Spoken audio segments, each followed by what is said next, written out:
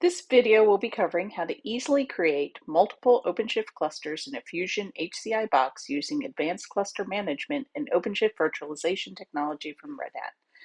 As part of the cluster creation steps, Fusion Data Services will be automatically installed, giving you a fully functional OpenShift cluster within 15 minutes, complete with OpenShift Data Foundation storage capabilities and backup restore protection. To get started, first go to the Advanced Cluster Management screen in the OpenShift user interface. Then select Infrastructure, Clusters, Create Cluster. The option you're going to want is OpenShift Virtualization, which will create a hosted control plane pods on the Fusion HCI cluster and VMs for the worker nodes. Once you're in the Create Cluster Details page, the first field is Infrastructure Provider Credential. This contains the pull secret that entitles you to OpenShift on your hosted cluster. You should also include your IBM entitlement key to ensure the automatic deployment of Fusion services is successful. Now fill in the cluster name, then select the release image. With the introduction of ACM 210, you can now select to create a new cluster with either OpenShift 414 or OpenShift 415. Next is the etcd storage class. This is the one that will be used for the control pods on your HCP cluster. The LVM storage cluster that was created as part of the Fusion prerequisites allows for highly available fast storage for the control pods. Use the LVM storage class that was created. By default, this is LVMS-HCP-etcd. Additional labels is the field where you fill in the Fusion services to be automatically deployed onto your cluster. For any Fusion services to be installed, the Fusion base label should be added. If storage for PVCs is desired on the new cluster, then Fusion Data Foundation should be added as well. Finally, if backup restore protection is desired, then the Fusion backup label should be added.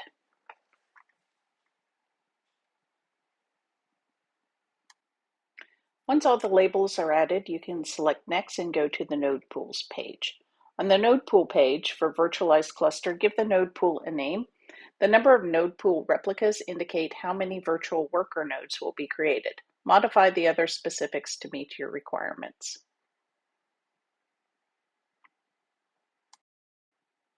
Select Next, review your details, and create your cluster.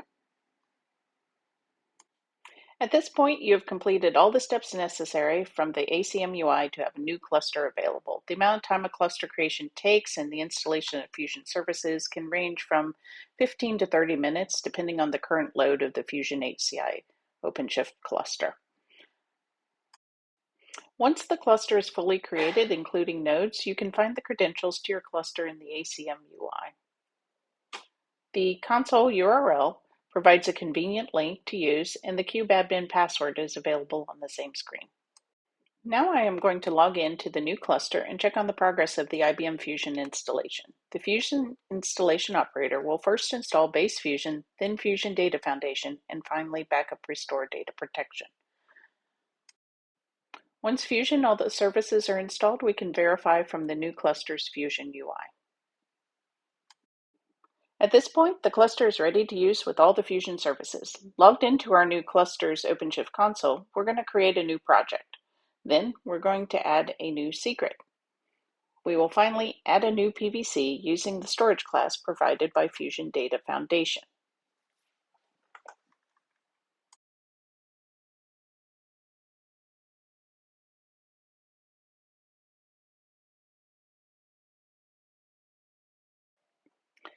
With the new PVC created and bound, we will leave our newly created cluster and go back to the Fusion HCI cluster. Once on the Fusion HCI cluster, we will log into the Fusion UI to begin a backup of our new application on the new HCP cluster. The initial topology section shows our new cluster has been automatically connected to the Fusion HCI Hub cluster. To begin a backup, we will first create a backup storage location to store our backups into. With the backup storage location added, we now need to create a policy for our backups. We're going to add a policy. We're going to give the policy a name, And then we're going to also state the frequency at which we want these backups to run. And finally, what is our backup location? It will be object storage, and we're going to select the location that we used previously. We will also add a retention period to decide how long to keep these backups around. Now that we have a backup policy created, we're going to add our application from our new cluster into the backup policy. So we're going to go into the backed up applications, and we can select our application by cluster. So we'll select a cluster, and we see our new cluster there, and then we see our new application. We're going to add this to our backup policy. There's our new policy, and we're going to go ahead and assign it. Since we left the backup now enabled, a backup of our application will automatically be started. We can view the progress of this under the jobs. Viewing the jobs progress, we can see the inventory, including our new secret, the PVC. We can also see the sequence in which the backup is being done and what stage it is at. With the backup job complete, we can now restore this application to any cluster that is in our topology. So we're going to select the new cluster. You can see that we're going to select our Fusion HCI cluster, and then we will select the backup that we wish to restore. And we're going to restore everything, all the resources and the PVCs. Now the restore job will start. Just as with the backup job, we can see in the restore job all the stages of the restore as it happens. Once this restore job is complete, we can take a look at our application on our Fusion HCI cluster. Once the restore is now complete, we can verify on our Fusion HCI cluster that the project that we created on our new HCP cluster is indeed on this cluster as well.